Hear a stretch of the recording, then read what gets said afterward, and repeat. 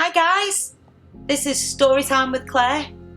I'm going to be reading a book and it is Mr. Stink by David Walliams. If you've read it before, it's really quite a funny book. I just thought I like reading and I like reading aloud, so I'll give it a shot. So get yourself a nice drink. I've got a cup of coffee. Get yourself comfy. And let's begin. Chapter 1, Scratch and Sniff. Mr. Stink stank. He also stunk. And if it is the correct English to say he stinked, then he stinked as well. He was the stinkiest stinker who ever lived. A stink is the worst kind of smell. A stink is worse than a stench. And a stench is worse than a pong. And a pong is worse than a whiff. And a whiff can be enough to make your nose wrinkle. But it wasn't Mr. Stink's fault that he stank. He was a tramp after all. He didn't have a home, so he never had the opportunity to have a proper wash like me and you. And after a while, the smell, it just got worse and worse. He was quite a snappy dresser though, in his bow tie and his tweed jacket. But don't be fooled. This could be a scratch and sniff book, but the smell would be so bad you'd have to put it in the bin and then bury the bin very deep underground. He's got a little black dog, the Duchess. The Duchess wasn't any particular breed of dog, she was just a dog. And she smelled too. But not as bad as Mr. Stink. Nothing in the world smelled as bad as him, except his beard. His beard was full of old bits of egg and sausage and cheese that had fallen out of his mouth years before. It had never ever been shampooed, so it had its own very special type of stink. Even worse than his main one. One morning, Mr. Stink simply appeared in the town and took up residence on an old wooden bench. No one knew where he'd come from or where he might be going. Well, the townfolk were mostly nice to him. They sometimes dropped a few coins at his feet before rushing off with their eyes watering. But no one was really friendly to him. No one ever stopped for a chat. At least not till the day that a little girl finally plucked up the courage to speak to him. And that's where our story begins. "Hello," said the little girl, her voice trembling, a little bit nervous. The girl was called Chloe. She was only 12, and she'd never spoken to a tramp before. Her mother had forbidden her to speak to such creatures. Mother even disapproved of her daughter talking to kids from the local council estate. But Chloe didn't think Mr. Stink was a creature. She thought he was a man who looked like he had a very interesting story to tell. And if there was one thing Chloe loved, it was stories. Every day she'd pass him and his dog in her parents' car on the way to her posh private school.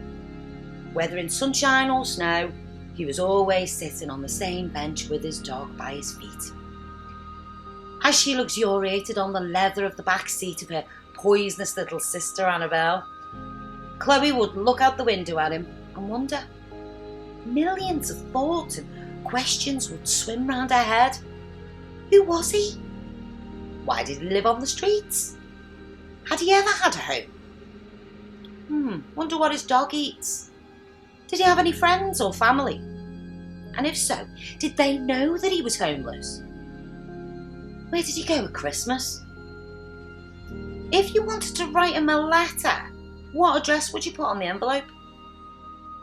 The bench, you know, the one round the corner from the bus stop.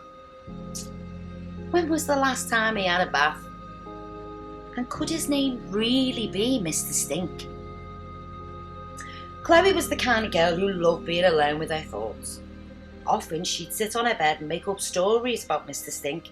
Sitting in her own room, she'd come up with all kinds of fantastical tales. Maybe Mr. Stink was a heroic old sailor who'd won dozens of medals for bravery, but he found it impossible to adapt to life on dry land. Or perhaps he was a world-famous opera singer who one night, upon hitting the top note in an aria at the Royal Opera House in London, lost his voice. Could never sing again. Or maybe he was a really a Russian spy, a secret agent who'd been put on elaborate tramp's disguise to spy on people in the town. Chloe didn't know anything about Mr. Stink, but what she did know on that day, when she stopped to talk to him for the first time, was that he looked like he needed the £5 note she had. He seemed quite lonely too. Not just alone, but lonely in his soul. That made Chloe feel sad. She knew full well what it was like to feel lonely. Chloe didn't like school very much. Mother always insisted on sending her to a posh all-girls secondary school, and she didn't have any friends there. Chloe didn't like being at home much either.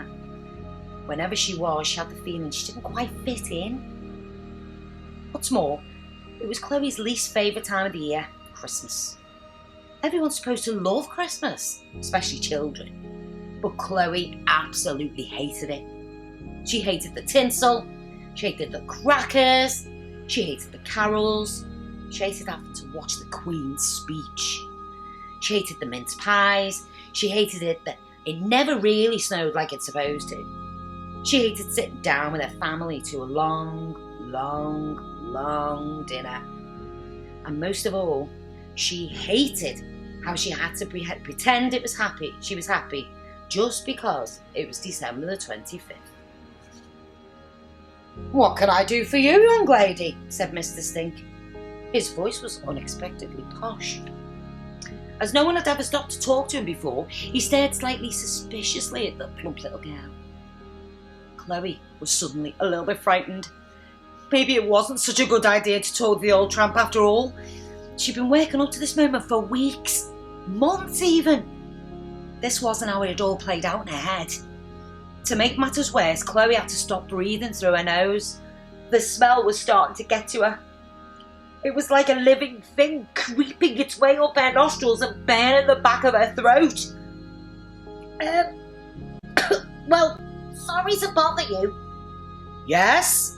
said Mr. Stink, a little impatiently. Chloe was taken aback. Why was he in such a hurry? He always sat on the bench. It wasn't like he suddenly needed to go somewhere. At that moment, the Duchess started barking at her. Oh, Chloe felt even more scared. Sensing this, Mr. Stink pulled the Duchess's lead, which was really just a bit of old rope, to encourage her to be quiet. "Well," Chloe went on nervously, "my auntie sent me £5 to buy myself a Christmas present, but I don't really need anything, so I thought I'd give it to you." Mr. Stink smiled. Chloe smiled too. For a moment, it looked like he was going to accept Chloe's offer, and then he looked down at the pavement. "Thank you," he said. "Unimaginable kindness, but I can't take it, sorry." Chloe was confused. "Why ever not?" she said. "You are but a child. £5? It's far too generous." "I just thought..." "It's really kind of you, but I'm afraid I can't accept. Tell me, how old are you, young lady? 10? 12, said Chloe loudly. She was a little bit short for her age, but she liked to think she was grown up in so many ways. "I'm 12. 13 in January the 9th. "Sorry, you're 12. Nearly 13. Go and buy yourself one of those new music stereo discs. Don't worry about an old vagabond like me," he smiled. There really was a little twinkle in his eye. "If it's not too rude," said Chloe, "can I ask you a question?" "Of course you can." "Well, I would love to know, why do you live on a bench and not in a house like me?" Mr. Stink shuffled slightly and looked anxious. "It's a very long story, my dear. Maybe I'll tell you another day." Chloe was really disappointed. She wasn't sure there would be another day. If her mother found out she'd even been talking to this man, let alone offering him money, she would do her nut. Well, sorry for bothering you, said Chloe. Have a lovely day. As the words came out, she cringed. What a stupid thing to say. How could he possibly have a nice day? He was a smelly old tramp, and the sky was growing gloomy with black clouds. She took a few paces up the street, feeling a bit embarrassed. What's that on your back, child? Called out Mr. Stink. What's what on my back? Said Chloe, trying to look over her shoulder. She reached round and tore a piece of paper from her blazer and she peered at it. Written on the piece of paper in thick black letters was a single word: loser.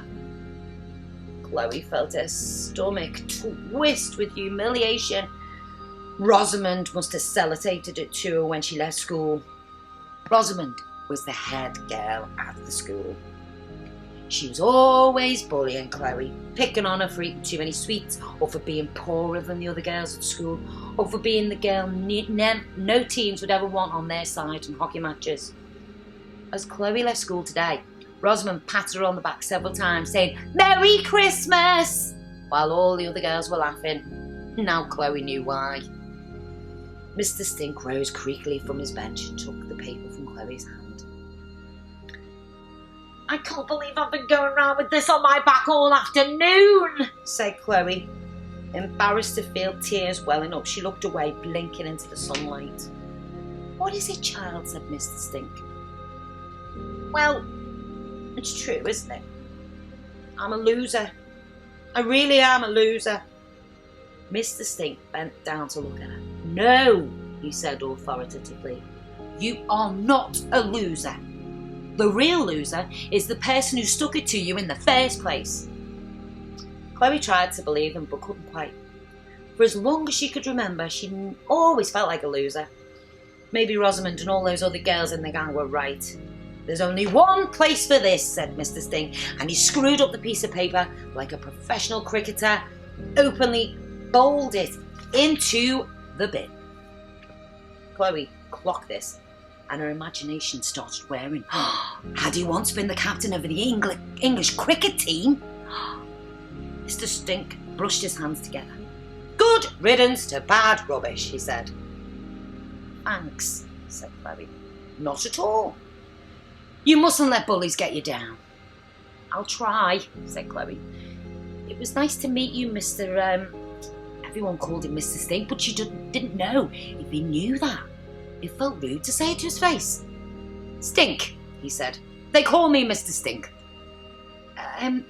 It was nice to meet you, Mr. Stink," said Chloe. "I'm Chloe." "Oh, hello, Chloe," said Mr. Stink. "You know, Mr. Stink, I still think I might go to the shops. Do you need anything? Like a bar of soap or anything?" "Thank you, my dear," he replied, "but I have no use for soap. You see, I had a bath only last year. But I would love some sausages. I do adore a nice meaty sausage." That's the end of chapter 1. Join me later for chapter 2.